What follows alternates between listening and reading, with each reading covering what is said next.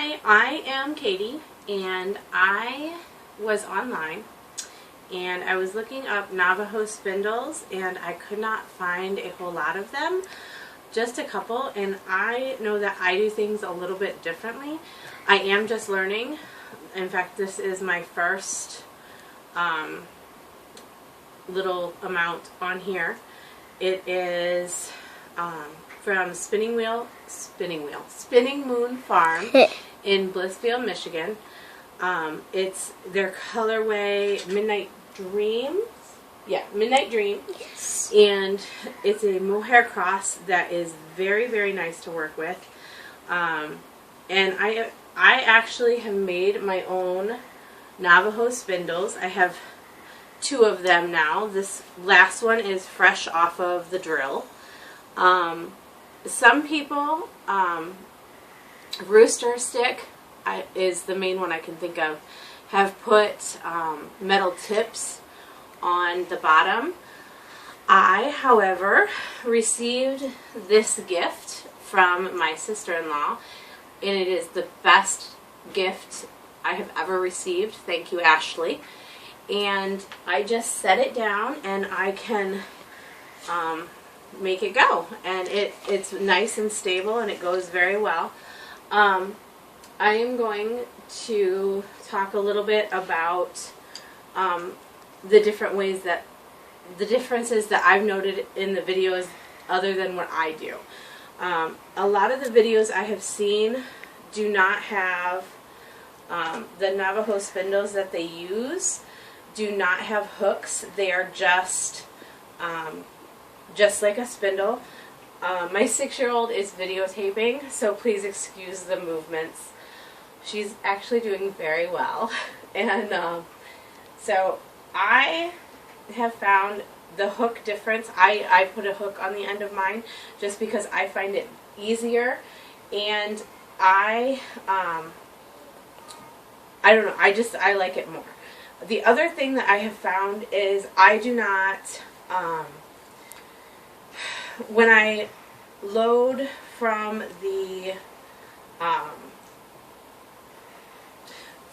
wool, from the where I spin, when I load it to the top first, and then I put it down onto this part, and I'll show you that, and then I'll show you how I actually started, because I've seen a lot of people have started with spit, and I don't do that.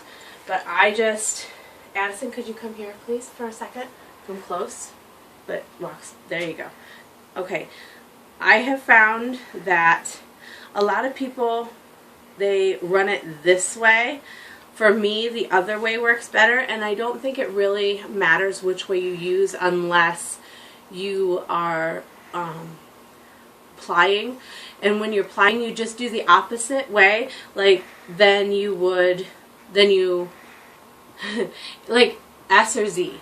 It's the same thing as with a spinning wheel. You just do it the opposite way that you spun it the first time. So if I were to apply this, I'd run it towards me instead of away. But I actually come close here, Addison, so you can see gently. I take it and I run it down. Don't move the camera. And let the spin go in it that way, and just hold it. I found that that works well for support spindling too. You just, and that gives me enough twist to move it up. Like this? Yes, and then you move it up. The twist moves up into this, and I'm able to do it that way. But then when you can back up a little bit now. Okay. Then when I go to wind it on, I wind it at the top. And I just set it in the bowl and wind it on. Can I back up the way that it was before? Yes. And then I run it back up here, and it works quite well. The other thing that I wanted to show you was, well, there's a couple things. I wanted to show you how I started this. That's my dog, Alex. How I actually get started spinning on my Navajo spindle. I have a piece of yarn that is approximately my height. I don't know why I used approximately my height. That sounded good to me. So I took a piece of yarn and made it my height. Then I folded it in half, and I'm going to put a knot in the end of it. And basically this is going to be my leader. So I'm going to take it and put it around the shaft, and I'm going to actually do that the other way. Keep the knot at the bottom and tighten it down, and then I am going to wrap this a couple of times so it stays at the bottom. I've seen a lot of people use their saliva to just start with just the fiber that they're using, and that's great, but it didn't work for me. And then I run it up the shaft into the hook and set it in my bowl, and I have a loop here to put it through. Can you see that, Addie? Yes. See the loop? Okay. And I'm actually going... I got closer so you could see that it was string. I am actually going to start spinning some of these lovely little bats from Luna Bay Fiberworks. My friend April made them, and they are absolutely stunning. And I think they'll give me a little bit smoother yarn. And I'm just going to pull a little, pay attention to what you're doing here, pull a little from the end, whoop, and put it through the loop and fold it back in onto itself, and then kind of smooth it out a little bit. And it's already wanting to run down this. So this one is a little bit shorter than my other one, so I'm going to move my bowl in, and then I'm going to get some spin worked up into this. And then I can slowly draft out and get it where I want to get it. Like I said, I am new at this. I have been spinning for about 1.5 years, and I want to spin all the ways. I want to try all the different ways, and I have found this one very relaxing. Haven't you almost spinned all the way? Yes. But then the other thing that I have read that I haven't seen anybody else try to do, can you back up, is actually spin with a, excuse my messy house.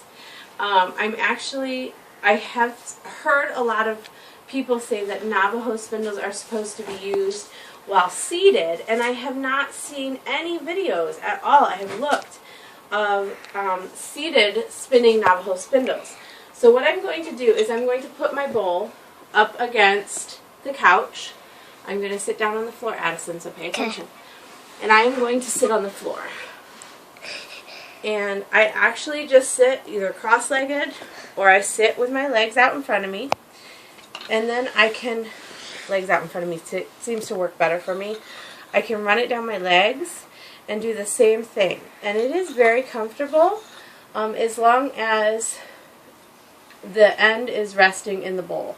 Because when the bowl, when it's off of the bowl, because I don't have a metal tip, it doesn't spin as well.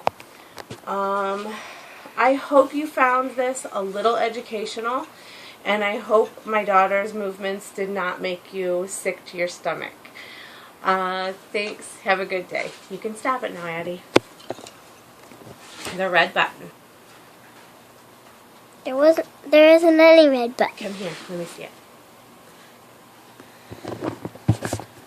Say hi. Hi. Say thanks for watching. Thanks for watching.